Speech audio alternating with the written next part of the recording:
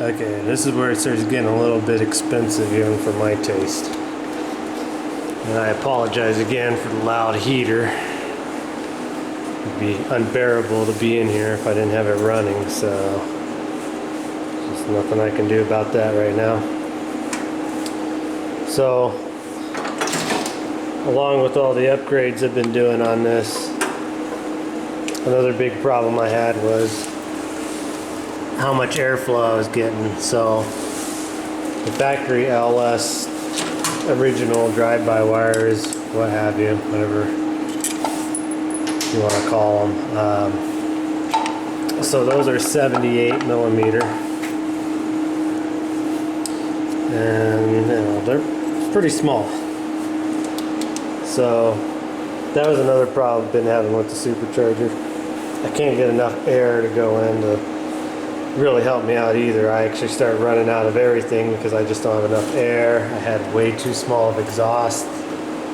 You know, I had like at best 2 1/4 inch exhaust. Well, before I started the cam stuff, I did redo my exhaust to solid 3 inch. Everything, even right down at the block huggers, that's all 3 inch or larger. So got really good exhaust flow now. So I have to get my snorkel here to suck more air in. So this supercharger was made for like 2008, 2009 and up, with the factory 90 millimeter throttle body. So I had to get this plate to adapt the three bolt style, truck style, to this. And by doing that, like I said, I mean, it's tiny. Now the opening for the supercharger is actually pretty big. I don't know if it's 102 millimeter big, but it's at least 90 or better. So I ordered a 102 millimeter throttle body, drive-by wire, because I think I already kind of talked about, you know, how I felt about the drive-by wire setup. And that's a six pin wire setup. That's the other thing about these early LS motors. They're actually an 8-pin wire setup for the drive-by wire. Everything after, you know, 2008 up was a 6-pin, and unfortunately that means you're really limited on how big of a throttle body you can really get for an 8-pin drive-by wire. If it was a throttle cable, you could do whatever you want. You just had a regular throttle cable and you weren't doing drive-by wire. So I had to do some looking and some messing around, and there was one option where I could leave all my wiring alone and everything, and it was for a special wire adapter that goes from 8-pin to 6-pin. It's like 230, 240 bucks, and I'm super cheap.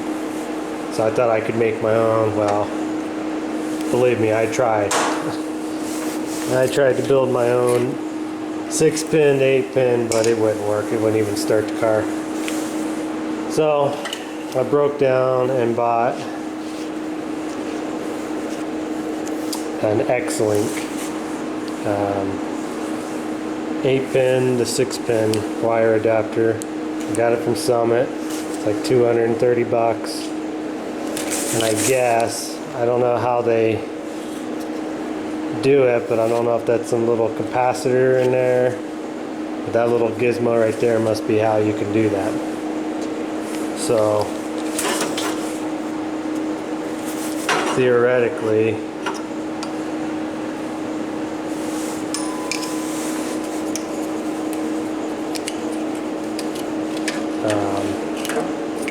this thing here would bolt snap in, and then this crazy thing will snap into my 102 millimeter throttle body. Now, some stuff I didn't know when I was actually shopping around, I started running into this gold and silver. Really wasn't a difference in price, and I wasn't really understanding that. And then on Summit it said, if you have to get the gold if you're using a gold throttle body plate, which the factory one is a gold one. And I didn't understand that really. Are they saying that's what, if I'm going to buy a gold throttle body plate, or if that's what the computer's programmed for, or that's what's factory with this computer?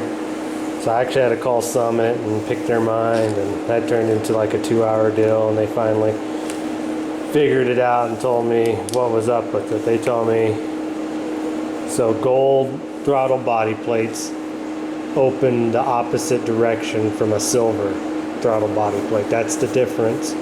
And yes, whatever your car was equipped with is what you have to have. You can't go from a silver setup to a gold setup. It's not going to work. You have to, if you have a gold factory throttle body valve factory on your car, then you have to have the gold wire link, and you have to buy a gold throttle body, etc., etc. But I thought I would share all this information with everybody who wants to know, because that took two hours off my lifespan just to figure that out. Actually, it took me more than that. It probably took 2 years off my life having to spend $240 for that little wire gizmo, but it is what it is. But anyways, so yeah, that's that. And then I had another guy asking me, well, what my preference, what my thoughts were, if I prefer to drive-by-wire over throttle cable. And I told him that I didn't really have a preference, it's just whatever you want to do. Well, I kind of thought about it last night, and I started thinking, I said, why did I do the drive-by-wire? Well, it's kind of the whole thing with this car. I love the car because nobody else has one that I'm aware of around me. I've never seen one at another car show. So it's a very unique car. I love the body style. I was doing the LS swap in it, and when I was doing the LS, I said, if I'm going to do this, I want the best of both worlds. I'm doing fuel injection, LS, easy to buy parts, easy to upgrade, blah blah blah. Then yeah, I want an electric throttle pedal and a drive-by-wire setup, because it's a 68 AMX.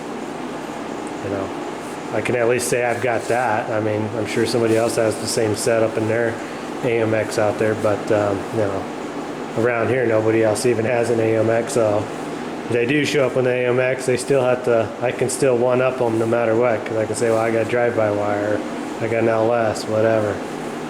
But I think deep down that's probably why I did the drive-by-wire, is because why not? I had it. It was actually kind of a really neat thing in my mind, in my opinion, because I didn't even realize when I pulled this engine out of the van that it was an electronic pedal telling a computer to tell this thing to even open. I didn't even realize that until after I started doing wiring. I didn't even know what DBW was on all the LS Tech pages when I was trying to figure out what they were talking about. So but my preference, it's cool to have. I'm probably not going to change it down the line for any reason. You'd have to delete all that out of the computer. I think I already said I'd have to figure out how to build a throttle cable setup, and to me it's simpler to me, even though there's another computer and a lot more crap that can fail on it. But in my mind it's simpler, and it's cooler. So I guess that's kind of the real reason that I did drive-by-wire and not that. Then he also mentioned Hydro Boost, and I've actually had a couple people mention that to me. Why don't you do, if you're doing the GM power steering, why don't you do the Hydro Booster setup? And it is something I considered, and I may look into that. here before the next race season, because I've definitely got to do something about my front brakes, because these factory disc brakes, believe it or not, have a really tough time stopping this car. And I've had my brakes literally on fire more than I want to even admit to. I mean, even the guy that was with me tuning this one day kind of freaked out and got out of the car. You know, your front wheels are just blowing smoke out, and I tell him, no, that's what happens when you have to get on the brakes with this car. So yeah, I've got to do something different about the disc brake setup. So I might look into the Hydro Boost. And then the last thing on this, power steering lines. That was another question that came up to me. How did I do the power steering setup on it? Well, believe it or not, I used the factory AMC high pressure line and threaded it into the power steering pump. And the low pressure is just a hose clamp or whatever going up to my little reservoir here. So it's never leaked. It's never had any issues.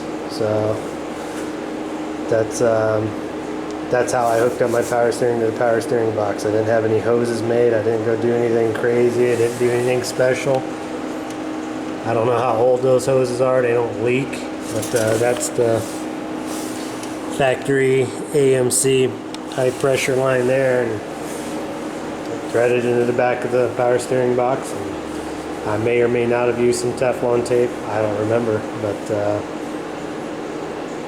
if you watch the videos where I pulled this motor out, you know that I just wired that whole power steering unit there, because I already told you I'm not an overachiever. I'm not going to pull that pulley off, and I'm not going to drain out the power steering system to take all that off. So that's the best I can tell you. I didn't do anything fancy, and if I did anything fancy, it was with Teflon tape and electric tape and probably a lighter or something to melt something together. So that's probably about as fancy as I got on that.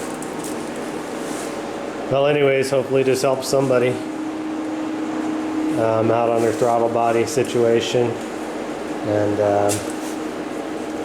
hopefully this justifies spending $230 on, I don't know, a foot of wire with some little goofy thing in it. So yeah, so just a quick video for you guys. We'll make another one, and thanks for watching.